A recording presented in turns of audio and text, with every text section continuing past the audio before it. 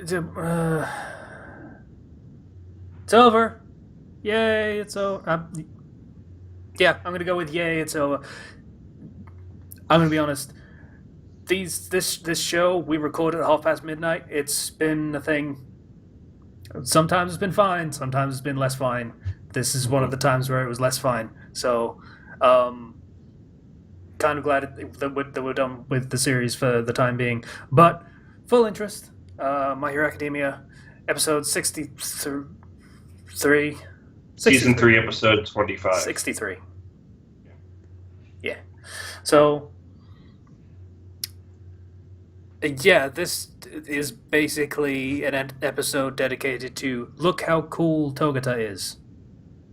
Hey, do you remember when I said last time that they're probably just going to end on a teaser?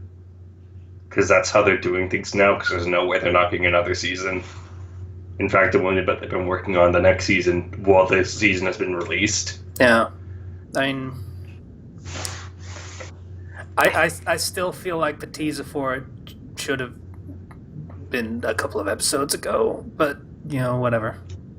It's how the episodes worked out. This is how they decided to do it.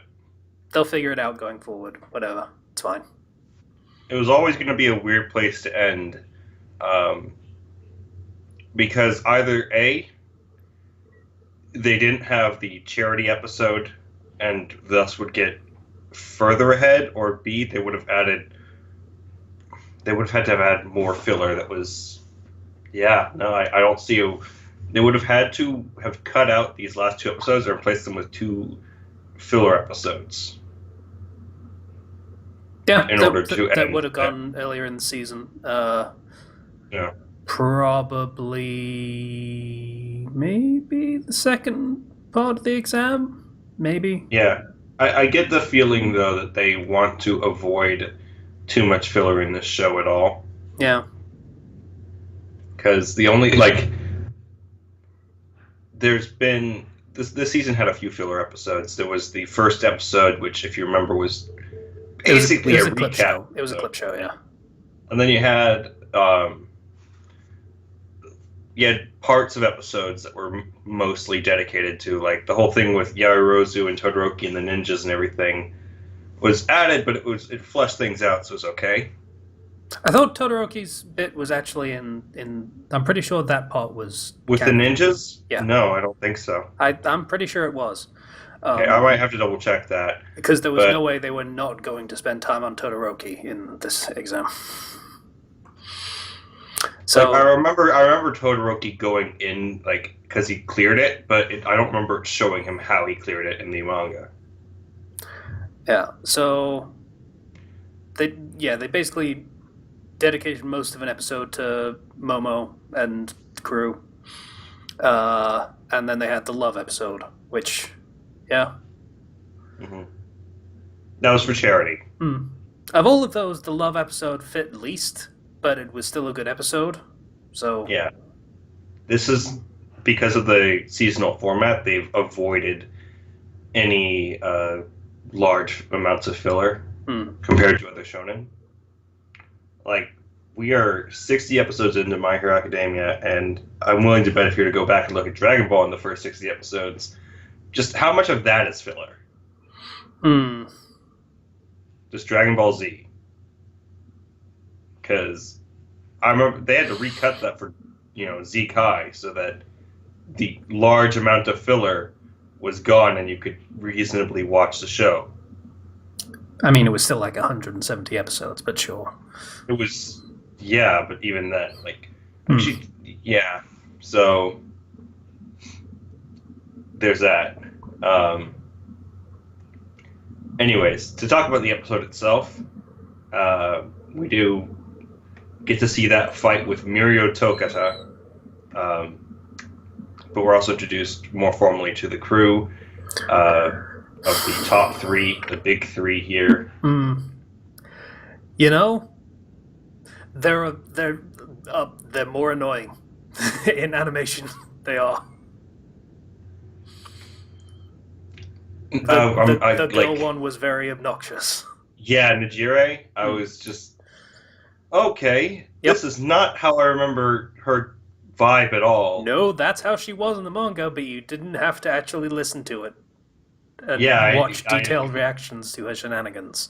I was just like, oh, okay, yeah, no, this isn't a good look for you. I feel like what MHA likes to do is it introduces a character, it introduces a singular trait, and then expands on that character later, typically. So I get that what they're going for here. It's still kind of annoying. Because they do that for each one of the big three, is they introduce a singular trait. Yeah, they have Togata that tries to just lighten the mood, let's say. Mm-hmm. And that absolutely makes sense. You'll get the context for that later on. And you have Sasuke, who is antisocial and has some social issues, let's say. And that's pretty much all you get. Also, they're really strong. Yes. So, we'll learn a lot more about them as the next season happens. Yeah. But right now, that's all we're given to go on, and all we're given to think about until the next season. Yeah, so Togata fights the entire class sans Bakugo because, again, they decided to do this before he showed up. And Todoroki because he basically excuses himself more than anything else. He's like, I didn't pass the provisional license exam. This isn't for me. Which is actually kind of short-sighted and doesn't make much sense because he's still going to have to... It's not important. So, Togata fights everyone, and he has a habit of getting naked because his quirk is to pass through things. So he passes through his clothes a lot. It's like the thing is, you think that would happen to a lot more heroes who have this power? I'm not sure. I'm pretty sure he's the only one who has this problem that I've seen. Because Kitty Pryde doesn't just lose her clothes whenever she uses her ability. Yeah.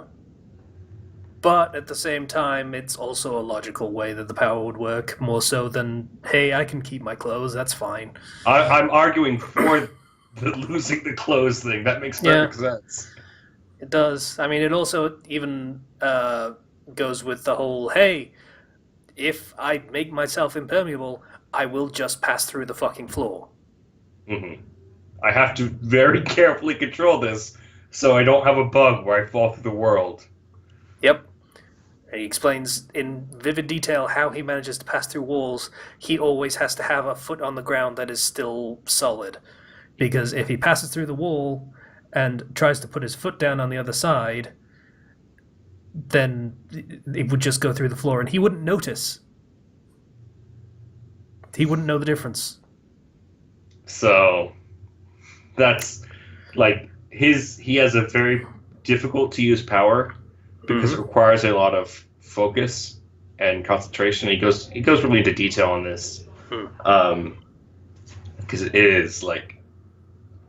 Anyways, he beats everybody pretty easily, punches them all in the stomach. Yeah. And he can basically, how he does this is when he falls to the floor, he can angle his body and make a pose to, when he reforms himself to make himself permeable, he will be shot out to the nearest open area. So he can change the direction of that to make it so he can go underground and just shoot around and pop up somewhere else. Yep. The angle is a bit screwy, but the rest of it, yeah, that makes some amount of sense. Like, logically, that's not how that would work. It's like reality is trying to fix itself and realign itself. Like, that person can't be inside there, so he must be on top of it. Whereas, realistically, if you were to sink into the ground and then reappear in the ground is the thing that would shift around you and just sort of bulge out. But if it wasn't for that, though, he would die. Yeah. So that's an exception that needs to be made for this character to actually exist. or to at least have not died at like 6 years old when he first got his quirk. They 'Cause just fall through the world, That's and absolutely what would have happened.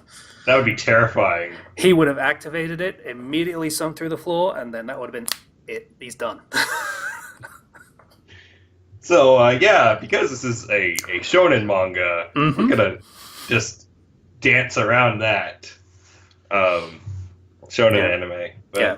So he explains that, yeah, he's awesome, but he's not awesome because his quirk is awesome. His quirk has a fuckload of handicaps that he has to deal with, but he dealt with them to turn their weaknesses into strengths. he got a lot of experience. Yeah, he worked fucking hard to get to his current level of strength and ability. Mhm. And yeah, this is the kind of thing you're going to have to learn to do with your own quirks while you're in the field doing internships. I think that's what the is it. It's work study.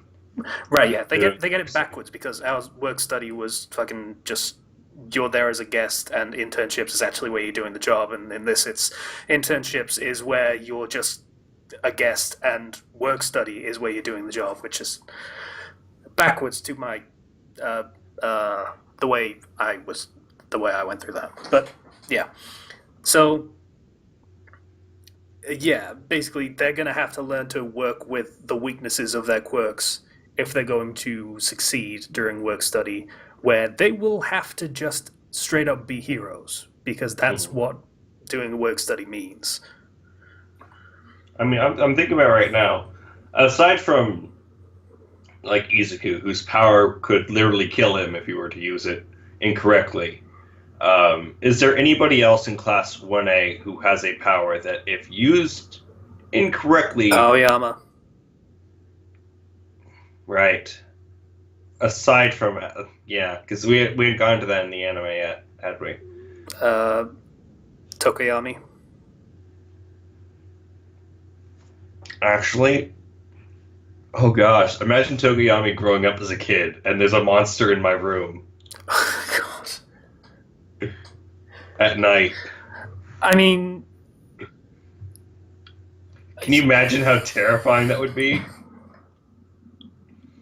it puts having his room be in complete darkness all the time in a weird kind of perspective. Like, wasn't that like a really bad thing in the forest and stuff? Why does he do that? That's a little inconsistent. That's actually like a writing inconsistency for the character. That yeah, he'd be the kind of dude that would probably have a nightlight. That would actually make sense for him. Mm-hmm. Oh gosh, thinking about like when they first get their powers, everybody's reactions to it. Mm.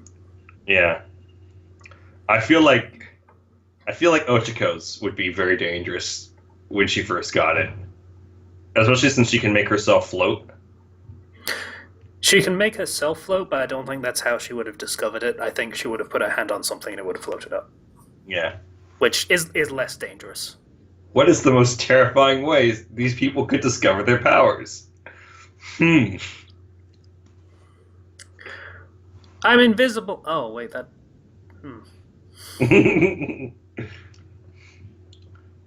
I mean, yeah. I mean, do you think Invisible Girl is like a heteromorphic type where she was just always invisible, or do you think one day she just turned invisible and that was that? I think when she was born, they were like, "Where's the baby?" Mm. We only have a silhouette of it. Do you think the umbilical cord was invisible as well? That'd be where does that'd the be a chain pain end? to deal with? Because like I know that the lore is that usually your quirk manifests by the time you are a few years old, and you have the they know whether or not you have that extra joint in your toe or whatever. But the show does start with there being a baby born with the power to glow. Yeah, So it's and it's established that heteromorphic types can't be turned off through most means of quirk manipulation, so they would probably have just been born with that too. They'd have just been a different shaped baby. Was her mom also invisible? How difficult was the procedure? I guess the umbilical cord has to be invisible because you can't just see her belly button at all times.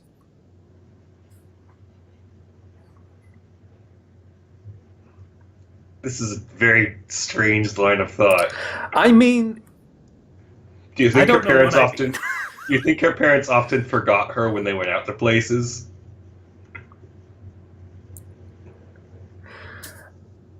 Does it count as forgetting if you think she's there the whole time, though? I mean, Oh, at she's some very point, quiet. Oh, she's sleeping. yeah, at some point, the blame isn't entirely on the parents in that situation. There's, hmm, We're getting a bit off track here, but they made her wear a uh, little bell to make sure. really there isn't too terribly much to this episode. Um, it's basically them getting ready for their work studies. Hmm. Deku calls up Gran Torino, being like, "Hey, I need some help because they said to use our resources from the internship, and you're the only resource I got." And Gran I mean, you Torino's met like, Endeavor. "Yeah," but and then Gran Torino's like, "Just call All Might. He knows everyone." And it's like, "Oh, I mean, you're right." I mean, we were supposed to use our connections from internships, and that seems like, what's the word for it? Where you favor someone because of circumstance. Nepotism. That's the one, thank you. Nepotism. That feels like nepotism. It feels like cheating. But, yeah, okay, fine. You can't help me, you're really busy with something. That's alright. And we get a cut to Sir Night Eye, which is another role they had to cast because they decided to do this at the end of this season instead of the beginning of the next one. But sure. Because they're probably already have been working on the next season. I guess, yeah. I just feel kind of sorry for the dub crew, who are another episode behind, probably because of this exact problem. And he gets told that the criminals that they were watching are making a move, and then we move to the criminals that they were watching who are making a move because Twice is bringing Overhaul with his stupid Plague Doctor bird mask to the League of Villains. And that's pretty much where it ends. Yeah. And, Togata's like, "Oh, looks like you got a big fish here." Hmm. And it's like, "To be continued next season. Look at all the stuff that you won't get to see continued. It's coming soon, though." Yeah, look at all these plot hooks that we just gave you, and you don't get to enjoy them. Oh, it's going to be a long season.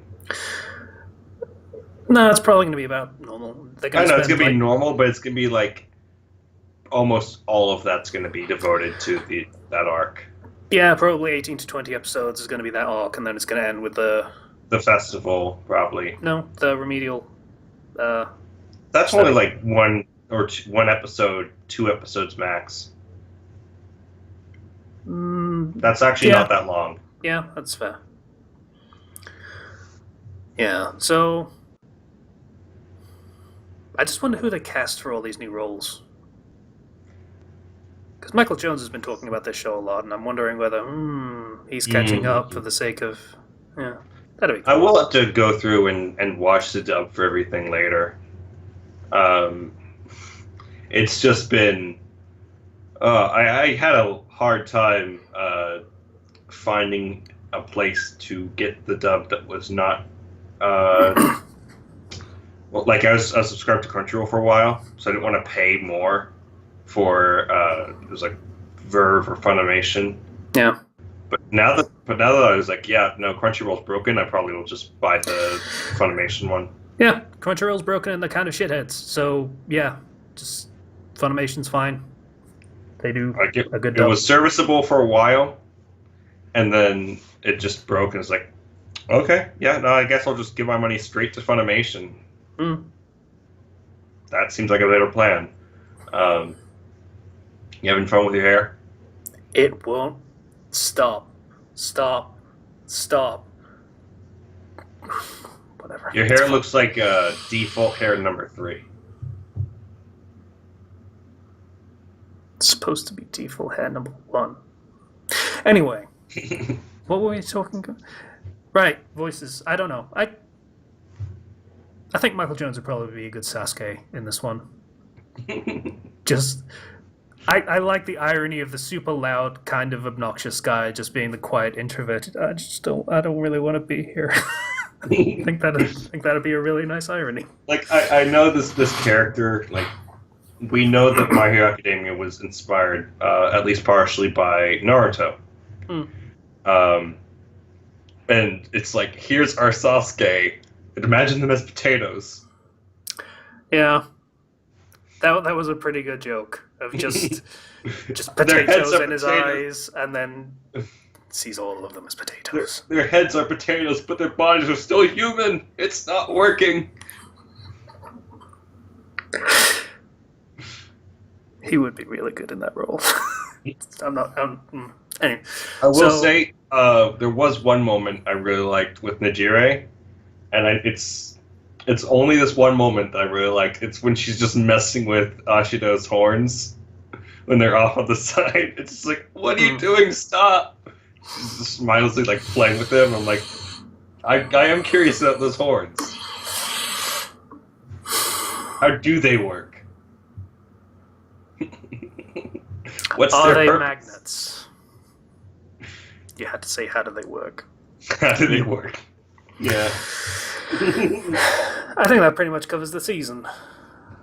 It's been long. A lot happens in this show just from stuff happening. Like, holy shit, actually thinking back to bloody Muscular right at the beginning. Good God, that feels like a We long time started ago. with, hey, we're going to training camp.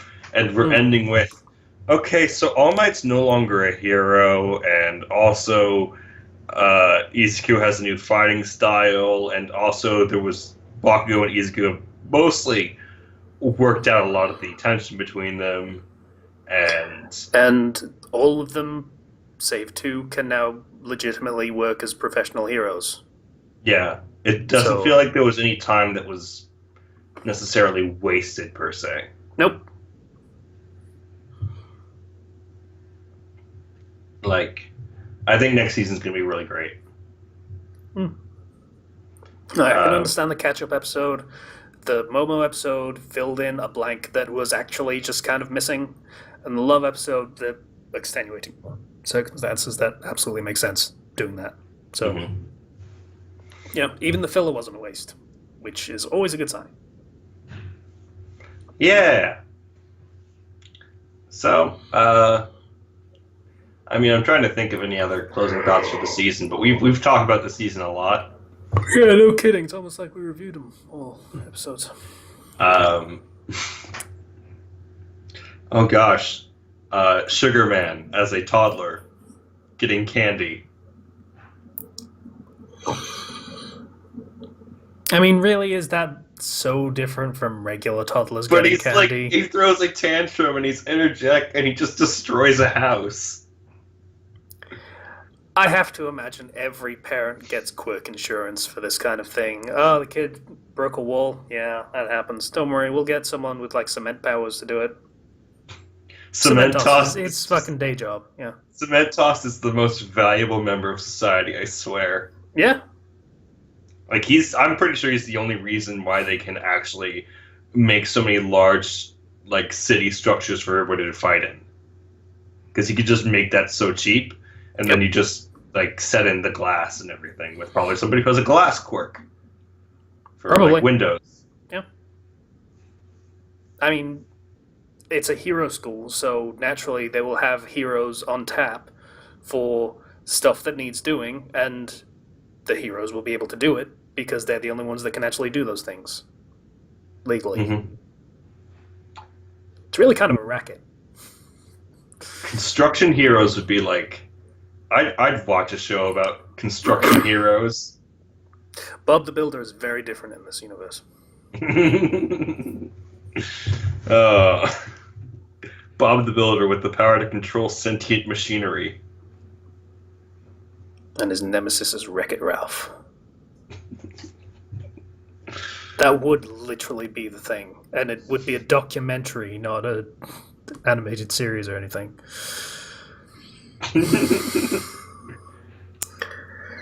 Wreck-It Ralph, the documentary. Okay, so I think we're pretty much done. Are we pretty much done? I think we're pretty much done, honestly. overall, good season. Ending on a bit of a weird spot, bit of a wet fart, but overall, loved the season. Yeah, in hindsight, it is kind of funny. With, hey, look at Izuku, how much he's grown and all this stuff. And then, here's Togata. Well, that growth was worth a lot, wasn't it? So it is. How you doing? One Punch Man? I'm calling you that because it took one punch to take you down, by the way. Not the other way around, because you suck that much compared to me. Because you're a little bitch boy. Did I tell you you're a little bitch boy? You're a little bitch boy. Just to make sure that it's perfectly clear, all that growth you did, who gives a fuck? I'm so much better than you. It's a weird no. You're right. You see the muscles on Togata, though? Kudos. Dude's been working out way longer than Deku. Not my thing, but kudos. And I have a sneaking suspicion Jiro was more appreciative than she let on, but, you know. But, yeah. We end with Izuku losing to the new guy. Yeah. The top guy. And it's like, you still have room to grow. Oh well. But he also, but don't worry, he also lost to Bakugo. Cool. Yeah, in hindsight, that's okay. So that's the episode and the season. Bye, everybody. Bye.